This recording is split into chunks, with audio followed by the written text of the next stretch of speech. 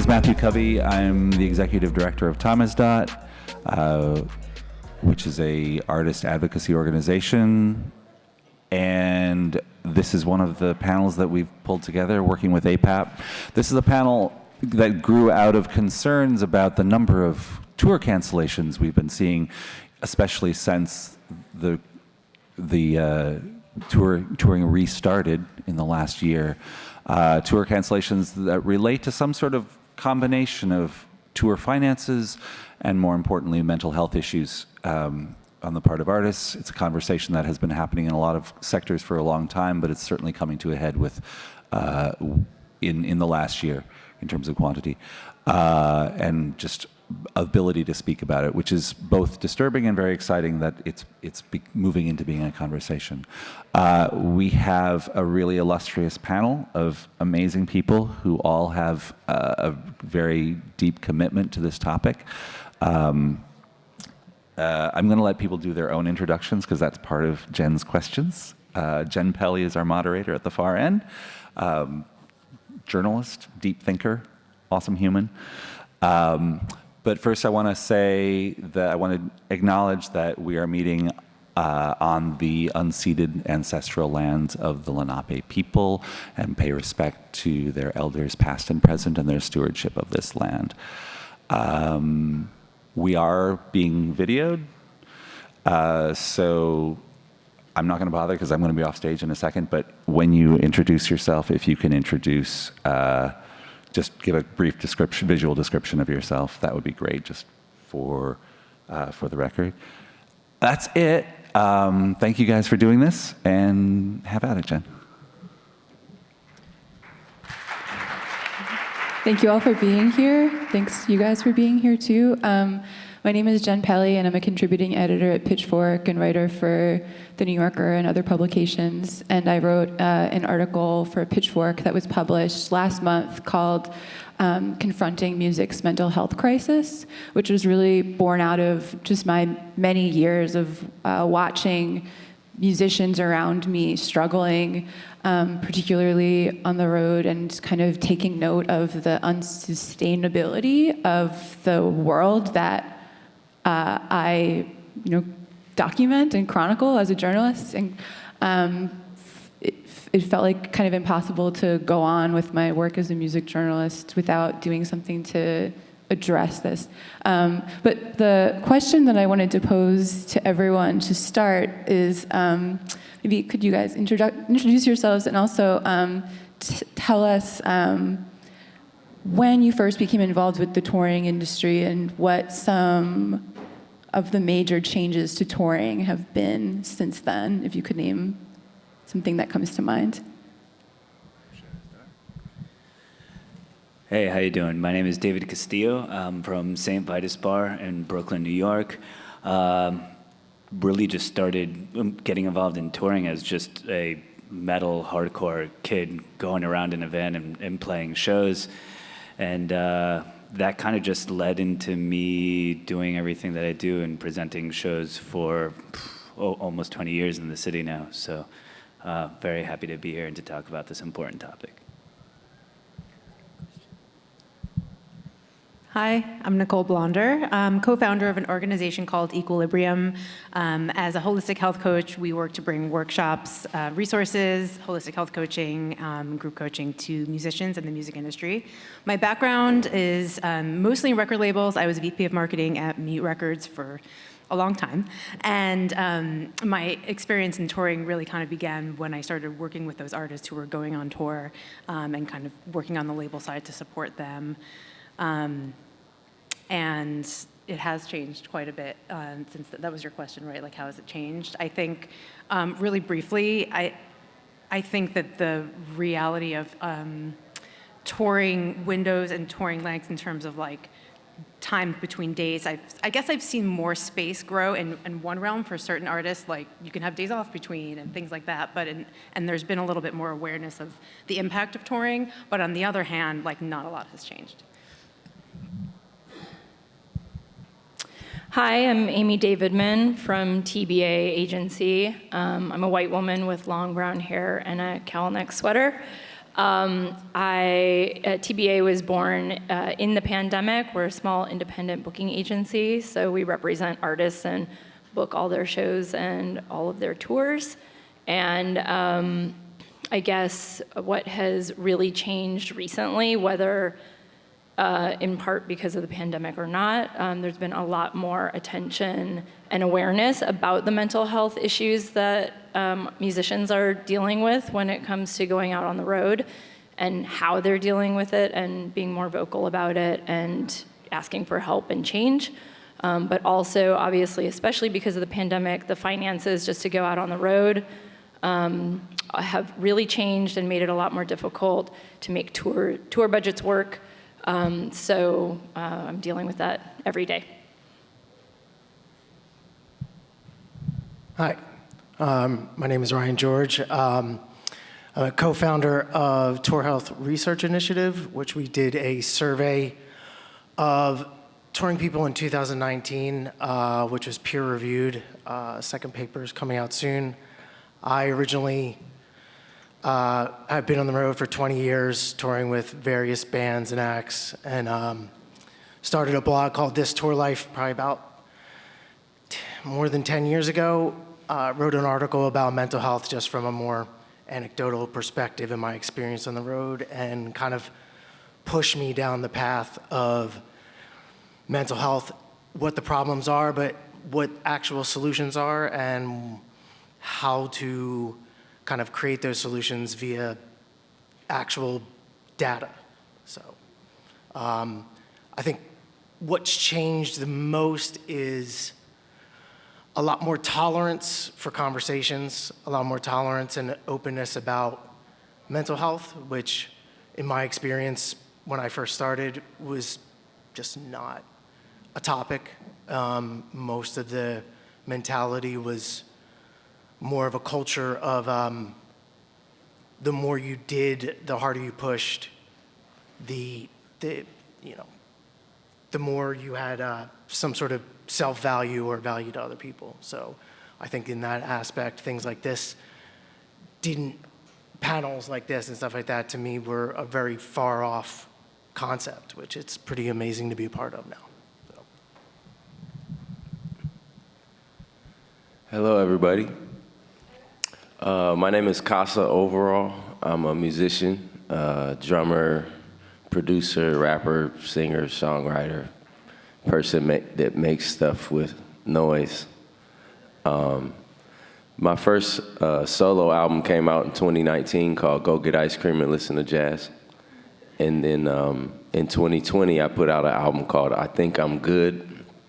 And that album actually centered around my mental health struggles and kind of like a centerpiece around a manic episode in college.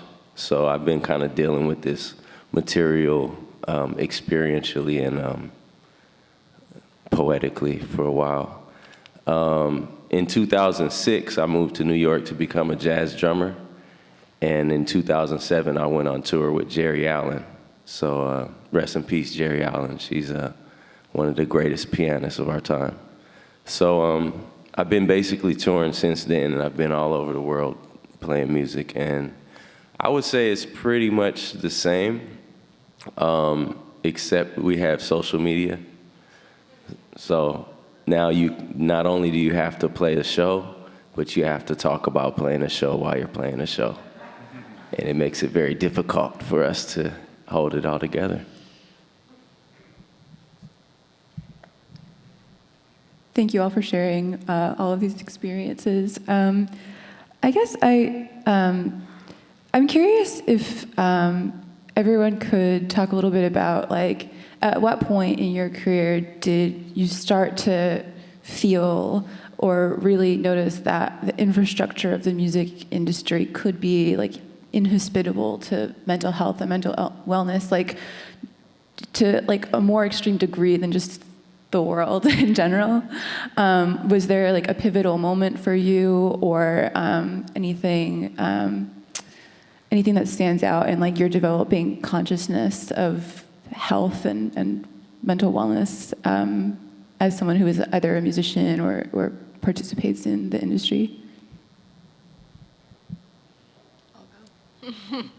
I'm sure that this was on my mind beforehand, but the example that I really go to is a young Chicano artist named Cuco, who I represent, and I started representing him when he was 18 years old and just playing backyard parties, and almost immediately started getting like mobbed by fans and lots of attention on him, and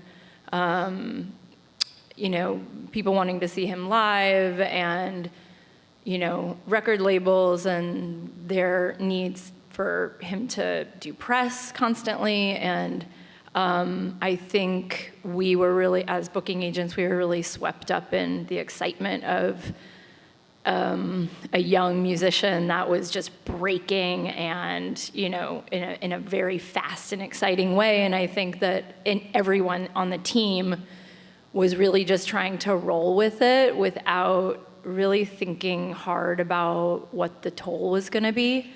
And it was a really hard lesson to realize that even though I could see the writing on the wall as it was happening, it wasn't being managed very well and it wasn't being talked about. And so it just turned into a really difficult situation with touring, lots of tour dates canceled, lots of confusion about what to do next, what was needed, substance abuse, kind of substance abuse like across the whole team, not just the people performing. And it was just a really big moment to try to like step back and think about what needed to change, what needed to happen. I don't even think that we all knew what to do in that moment. And it's been a learning experience just over the past, 5 years or whatever, working with him. And it's ongoing. So it's really part of our conversation about touring now, about album campaigns, about everything that he does, everything that his team does. It's part of every single conversation. And so I think that shift for me, that was like a really all-encompassing, like it affected everyone, and it now has to be part of the conversation for any of the work that any of us are doing, and making sure that it's like the number one thing that we're discussing when we're making plans.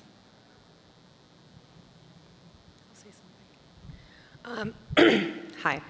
I think early on in my career at Mute, working with a couple of artists who I'll not name just for their own privacy, seeing their touring schedule, seeing their kind of press schedules, and seeing how it impacted them, mental breakdowns, or just sort of like, being sick on the road, and sort of everyone around at my company or different companies sort of like acting like it was just part of the business and not, and I don't know, at some point something struck me like no one's prepared these people for what they're going into. No one's really taken into account their personality and like what they're up for, and like, and we keep putting these people in these situations that are a tight squeeze. Like you gotta fly, there was one South by Southwest where you gotta fly here and then you gotta do this and then you gotta do this. And the artist arrived and had a total meltdown and was not prepared, ruined relationships with people. Like, we set up all this stuff, you gotta do this stuff. And, she was like, just done.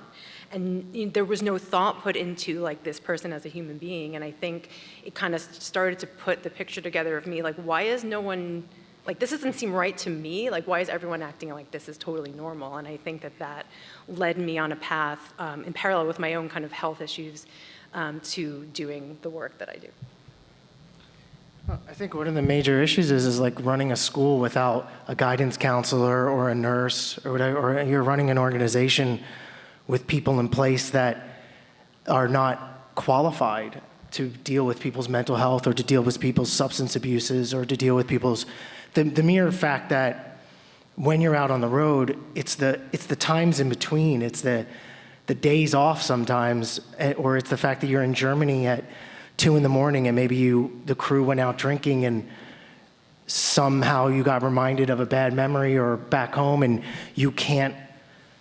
no one's awake at that time and you really feel like you're in the middle of the ocean and there's no one to reach out to. There's no support system really. I mean, I think a lot of these conversations are about the just as much as now, if security is needed at venues, security is needed for tours, security was ever, it's essential. It's like it's a cost. That mental health is a cost because the argument is what's the return on investment, because you need a support system, you need maybe a therapist availability on tour, you need these things, and I've seen it work and I've seen it structurally work, but you have a lot of people looking at a bottom line that are missing the benefit of the long-term benefits, the longevity benefits, the immediate benefits, because once again, which is why we try to do the data, which is like without seeing numbers, people just go anecdotal problem, or maybe this person already had mental health issues that came into this already.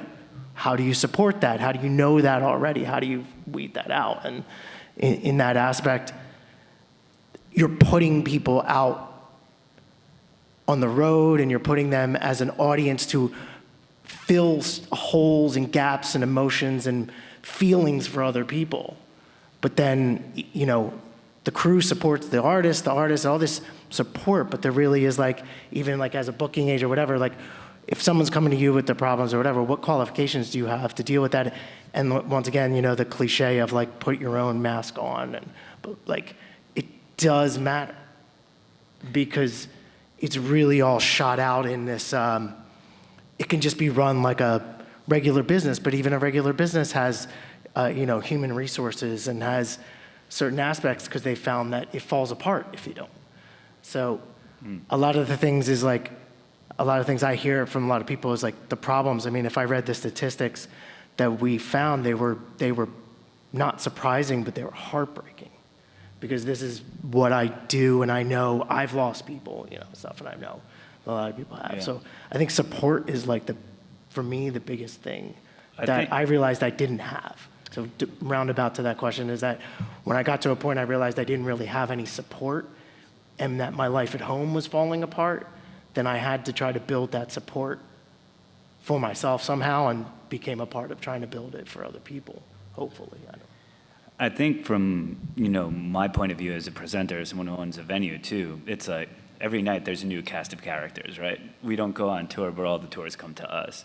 And then, you know, there have been many times where you see someone walk in the door and you're like, they're not in good shape right now. But what do? You know, we don't have anyone on staff at a 250 person, you know, place that like specializes in extreme metal and hardcore and stuff. It's not really, the infrastructure isn't there, you know, and especially on those smaller tours, you're just starting out. I think I kind of punted on the first question because it's tired, but my experiences are a lot like Ryan's and Cass's. I play music as well, and it's like, do more. Budgets are super tight. You're in a van with 5 other people. You got 1 hotel room. This is what that life is. And for some people, they can handle it kind of well, and sometimes not. So then when you're confronted with these people kind of coming to your door, and you're like, oh, hey, okay, this one's not doing that great. These folks are fine. And you kind of don't know how to manage it quite well. And then you don't really know them very well either, you know? So maybe a communication tube between, you know, Amy and myself, or, you know, something like that could also totally help if you know kind of what's coming to your door a little bit. And furthermore, you know, there is the, you know, raw economics of it too, where we negotiate the creature comforts, we negotiate all those things that, you know, sometimes it's a little gross. It's a little tough to kind of do it because I've been in the other position, you know? I play music, I've played festivals, I've gone to shows, I do the other things, but then there's the raw economics of it and how can you make those things work, right?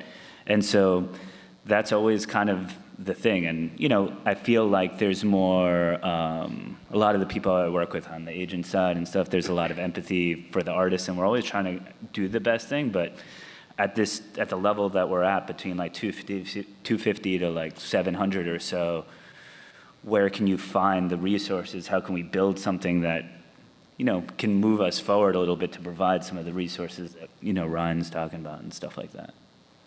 Yeah, so I have 2 things. One thing in terms of that, like, it's like we kind of forget that, like, this is business. You know what I mean? Like, there's like, we're negotiating all that stuff you're talking about. And it's like, if you're not making enough money for the bottom line, then like you can't afford to get the stuff you need. You know what I mean? And that's kind of that was actually a crazy thing to realize in my journey, you know, where like things go good and you feel worse because it's like things are going good, and so you're getting really busy and you're trying to take advantage of every opportunity, and it's like buzzing and buzzing, and then you don't have any time to do your like morning routine or, you know, whatever it is to kind of stay healthy, and then you just kind of like, it just starts, you know, disconnecting further and further. So I think that the solution is like, you can't give away everything. You know, like you can't, it's kind of like a workaholic or somebody, like you can't put your whole life into your job, you know? And so like other like professions, you know, you may have a 9 to 5 and then you go home for the weekend, and we're kind of like every day is Tuesday for a musician, you know? It's like every day is like, I'm just trying to get that next connection thing, and if the gig is when the gig is. So I think that you have to kind of keep a little bit for yourself so that when that stuff goes bad, it's not like your whole life just going bad, you know? I actually realized that I wanted to mention one resource for all of us, all of you guys. It's called Mental Health First Aid, mentalhealthfirstaid.org. They have a really great workshop certification. It's one day. It's actually not that expensive. So like if you're a presenter, or a venue, or an agent, or really anyone in the industry, you can just sign up, and I think it's $150, and it's a whole day on Zoom, and it gives you the tools for recognizing when somebody might be in trouble and how to communicate with them and give them other resources, pass them along, and just really be a supportive person for them. And I found it incredibly helpful to take it. I would actually take it over and over again. Just as somebody, I'm not gonna go out and get a degree in it, but to be able to say that I spent some time learning some skills that in an emergency or in a situation with any of my clients or really any of my peers on the industry side, that I have some extra tools to recognize and help respond. Yeah, on that same tip, one of the people who I interviewed for the article that I wrote is a therapist in the UK named Tamsin Embleton, who has a book coming out soon called the Touring and Mental Health Manual, I think it's called. And I have a PDF of it, and even just for the research for this piece I was doing, I know that reading a book isn't going to like solve all of these problems that we're talking about, but I think that generally speaking, if people in the music industry had a resource like this to just, you know, enlighten themselves, it would, you know, I would recommend taking a look at it. I want to thank you all for sharing all of these experiences. I feel like this has been really enlightening for me and probably for everyone else.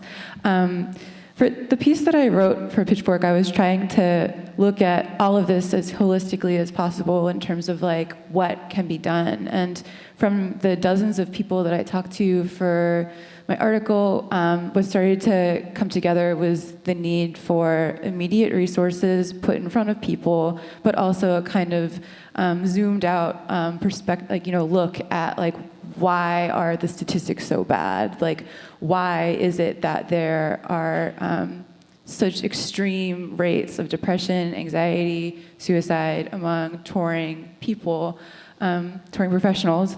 So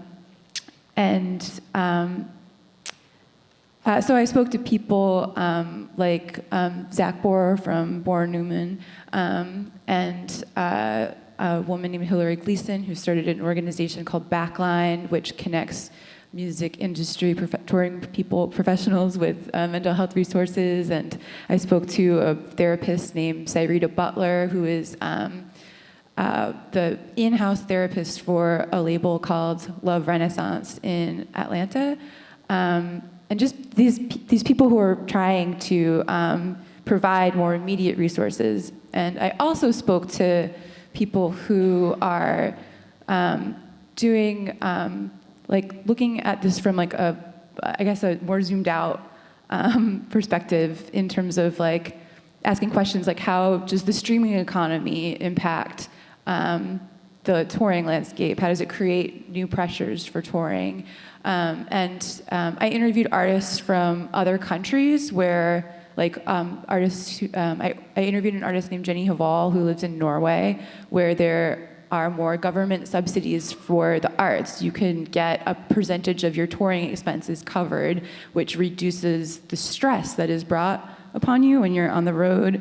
There's universal health care, there are more unions for musicians. And I found that talking to artists, lots of this idea of there being more robust organization and unions for musicians is something that resonated with a lot of people, because everything we're talking about is really important, but musicians don't know about it. A musician won't think to ask for mental health resources if they don't know that they're available.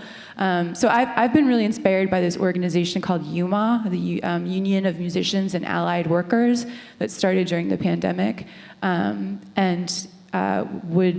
think that more attention should be given to organizations like that. Okay, I just wanted to share all of that before going into my next question, which is, what do you think should be happening now? What are some things that could be happening at this very moment to improve the quality of life for musicians and crew?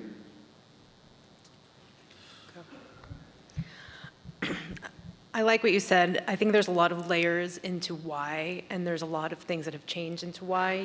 The things you mentioned, the everlasting access to artists. But something we were talking about before, and that I've talked about a lot in events that we've had with Equilibrium, is the idea that in this industry, the artist is the commodity. The thing that we're all working around is a person or people. And it's sort of similar to sports in that way, where there's a person that's at the center. And in the sports world, there's physical trainers, there's mindset coaches, there's all of these people around the talent that support them and make sure that they can perform at their best. And I think that this, the reality is that we do have a similar model where you have the artist in the middle, and then you have, the manager, the agent, the publisher, the sync licensor, whoever, all around them. And it's all of their careers sort of depend on the artist being able to perform. And so how can the team work as a team around the artist kind of proactively at the outset of any project? And maybe that's not, you can't start at the beginning if you're already in the middle, but how do you join forces, right? So Amy's dealing with whatever touring mishaps that are happening with this artist, but where's their manager, where's their publisher, where are all the people that are earning from what they're producing? They're kind of putting their heart and soul out into the world, and how can those people get together and really kind of take the zoomed out view, take the big picture view? What does this artist need? Who are they?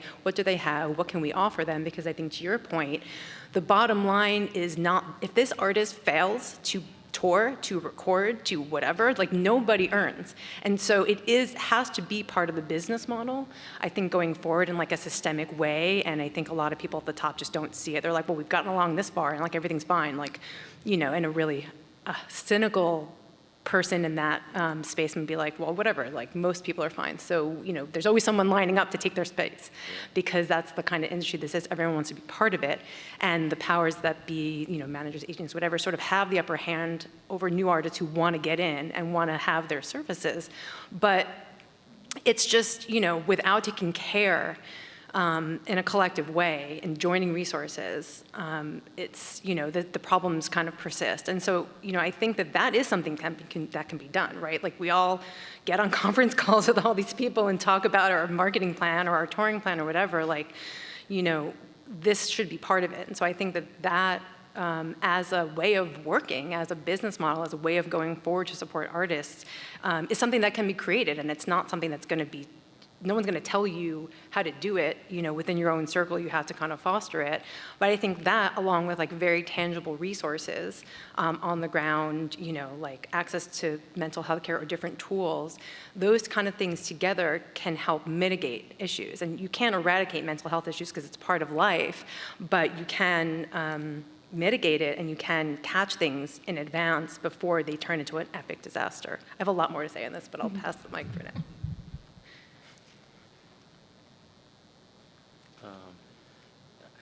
I don't know. I kind of have something to say. I don't know if this will answer the question exactly, but like I started to mention social media a little bit earlier, but I kind of feel like we're in like a recalibration phase as humanity. More so, you know, we could talk about musicians and talk about touring, but if you zoom out beyond that and just talk about everybody, like I got the majority of my family members have some issue with either YouTube, Instagram, or whatever it is they're on. You know what I mean? And it like, it's changed the way we know how to interact. And I think that artists are almost kind of like a reflection of the society. You know, the artist is kind of the person that like reflects back on all of us. So I think that it's more a thing where something's got to give eventually. Like, I don't think that it's going to be able to stay this way forever because everybody's starting to go like, yeah, me too. Like, I can't do this. I can't keep looking at this thing, or like, you know. So I just think that, like, I pray for a day where, you know, social media almost like becomes not that cool anymore. And then like we can get back to writing books and like long form things, and you know what I mean? Where if that's not the hub of the whole artistic presentation, then maybe it could be a healthier experience, not only for me, but for the fan, you know, because sometimes I feel like a drug dealer, and if somebody wants to check out my music, they have to go to the drug house to get the music, because it's like, it's that unhealthy, you know what I mean? Like, it's that unhealthy to be scrolling and liking and all this. So I just, maybe, you know, one day we'll get an artist that has no social media at all, and it'll just blow up, and that'll become the coolest thing.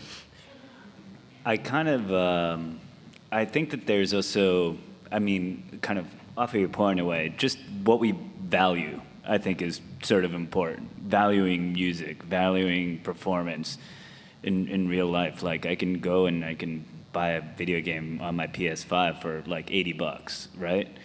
And that's cool, but like a night of music to me is worth easily that, right? And so what does that necessarily mean? And when you add value, and the part of the value is to have the performance, right? If people are burning out all the time, and like your favorite artists, you know, we've seen it across the board in Jen's article, Santi Gold, you know, some of the leading lights in heavy metal, like Riley Gale from Power Trip, took his own life. That was maybe the best heavy metal band on the planet at the time, you know? It's very brutal, but at the same time, like,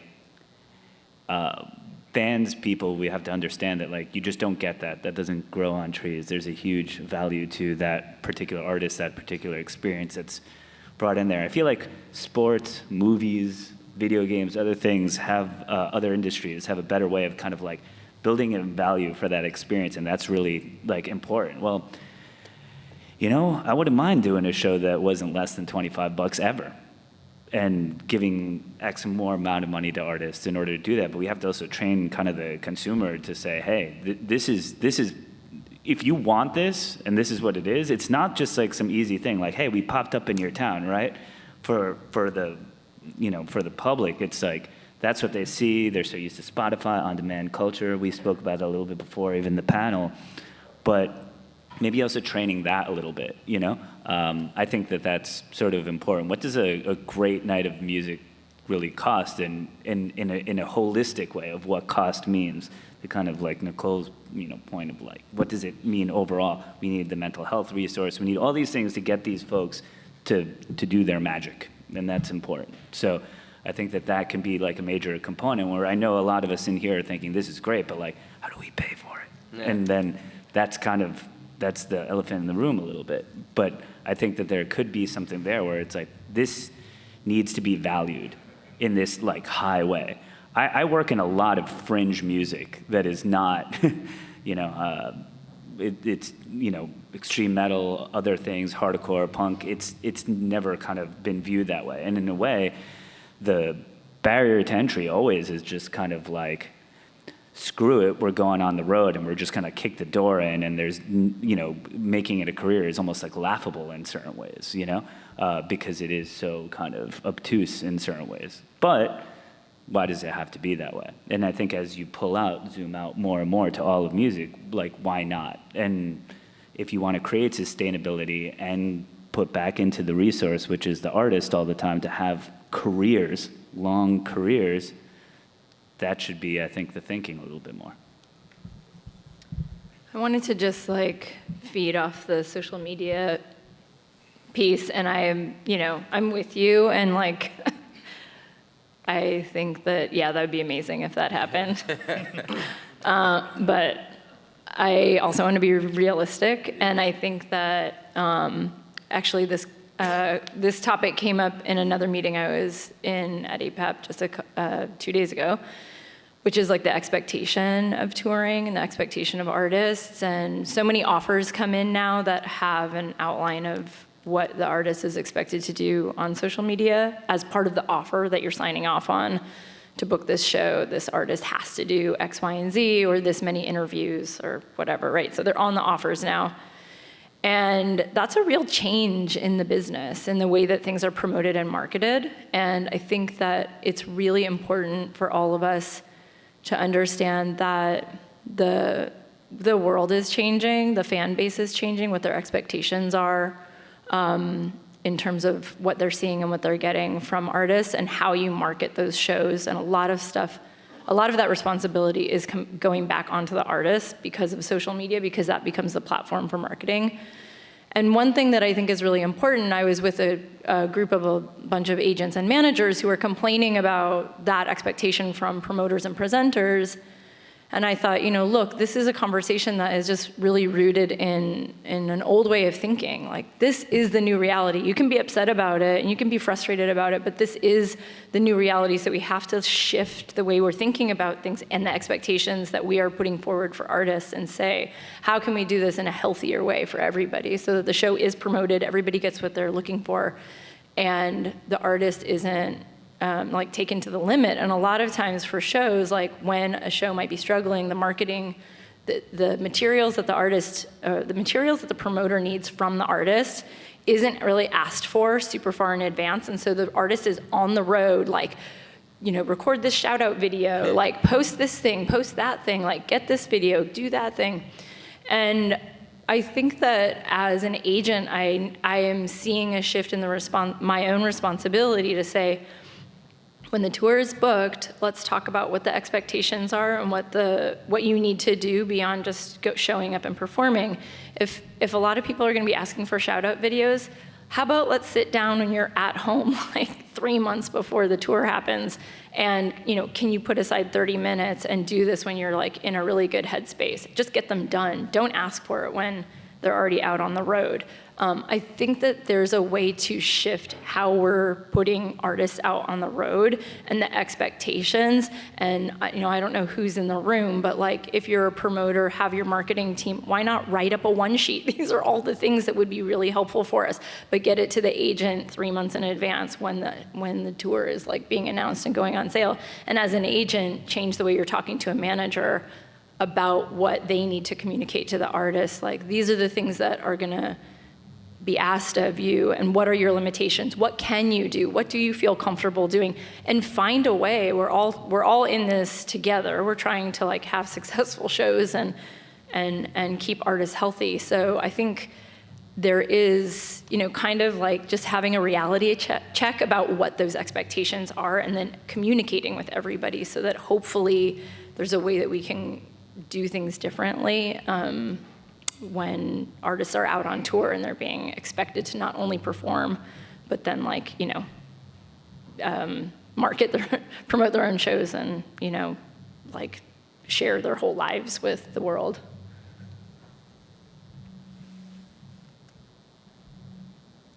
Does anyone else have anything else to say? I actually wanted to do this, and I'll do it now just to kind of add context to all of this. So this is, I'm going to read from here right now.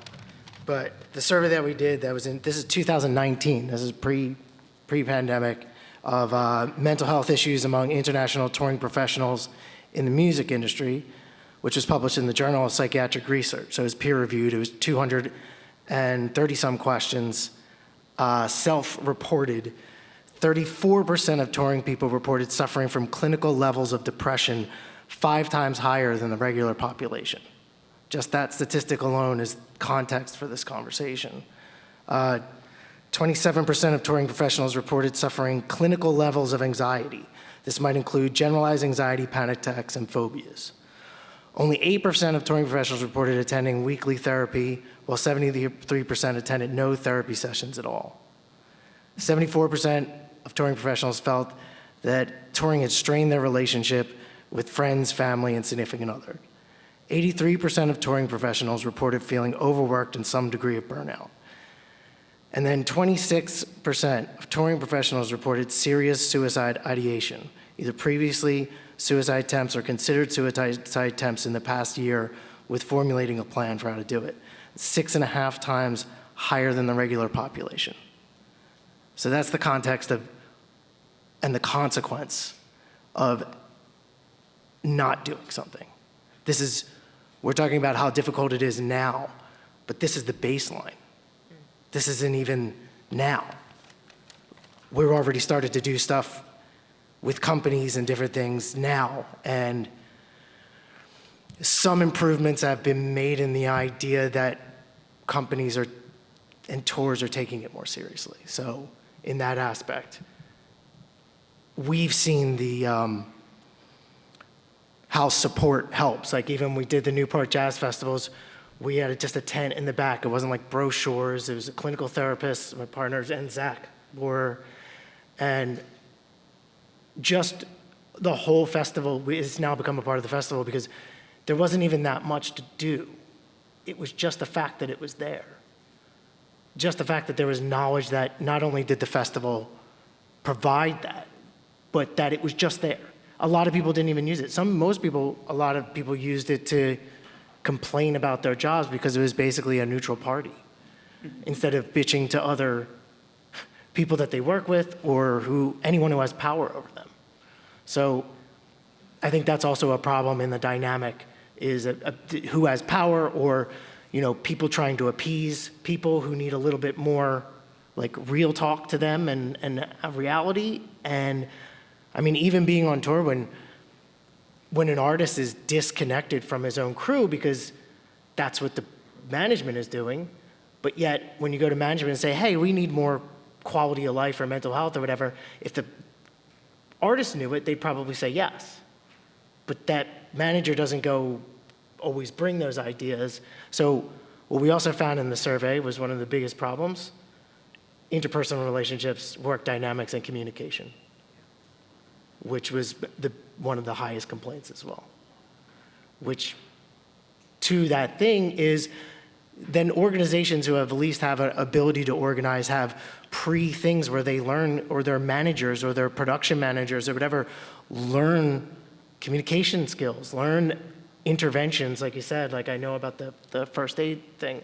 They learn these things because, right, not everybody's going to have all these resources, and at the same time, it's too big of an issue to just kind of go, well, we can afford this, because it doesn't matter the size, like the stress is relative, So anyway, just for the context of all that, putting forth the data was the only way for me personally to like start stepping forward, to like actually see a way through instead of, great important conversations also backed up by being able to like go to companies or festivals or things and stuff and say, hey, you've got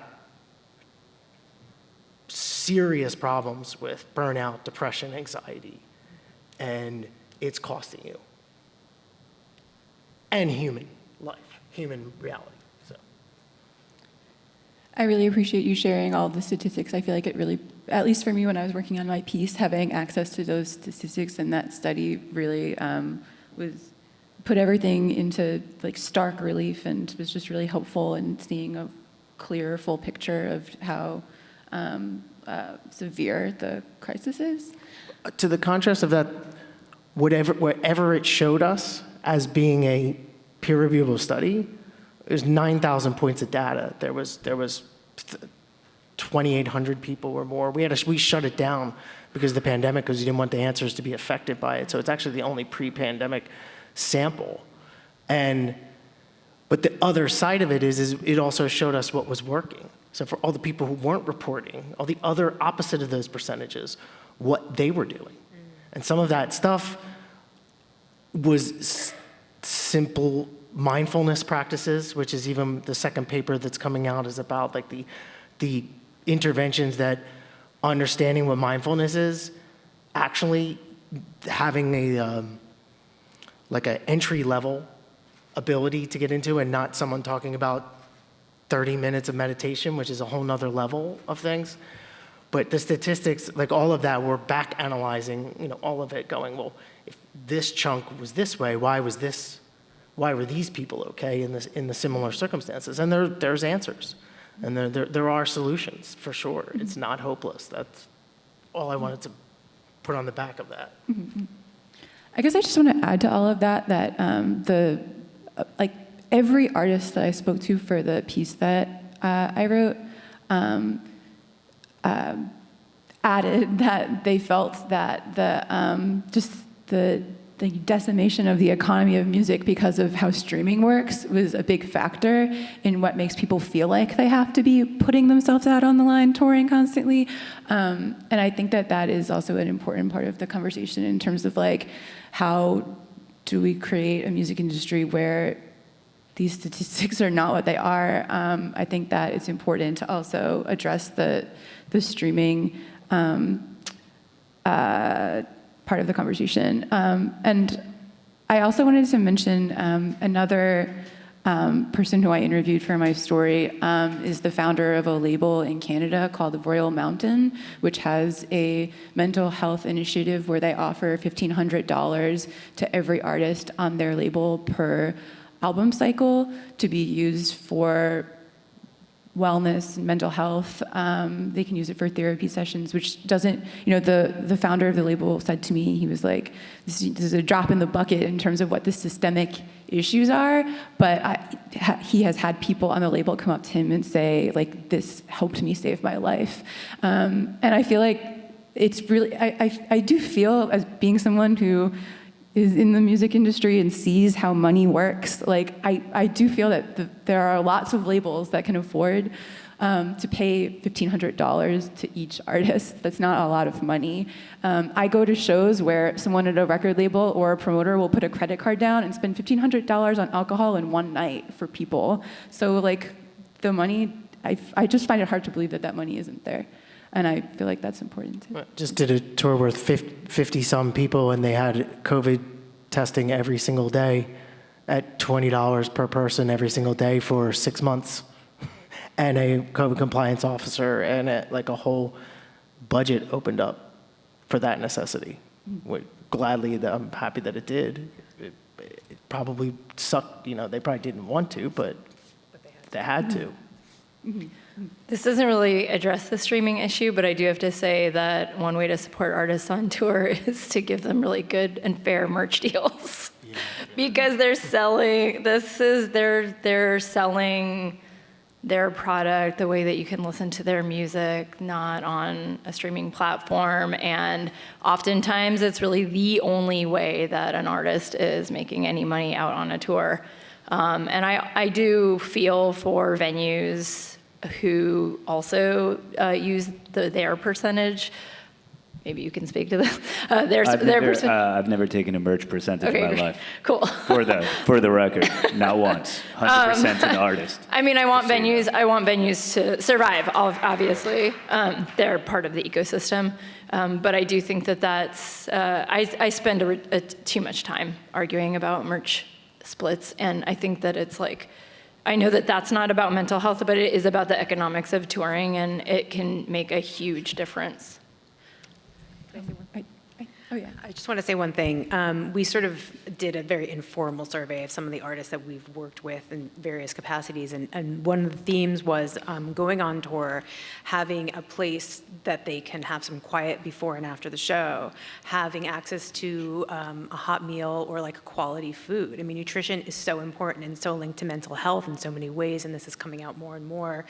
There's lots of articles and things you can read about it, but like those things were very much, and actually one of the artists was a Norwegian artist who's quite big in Norway, and she's like, I'm lucky because I can get, my whatever meals because I play certain size rooms, but not everybody has this. And those things kept coming up as sort of, one artist in particular, she has some brain injury and she's going back on tour, and she's like, I just need a quiet place before the show because I have, sensory issues. And so those things, although small, seem accessible for most venues and presenters, like food, quiet, and just caring for the person really well so that they're in a good place to go out and do what you paid them to do.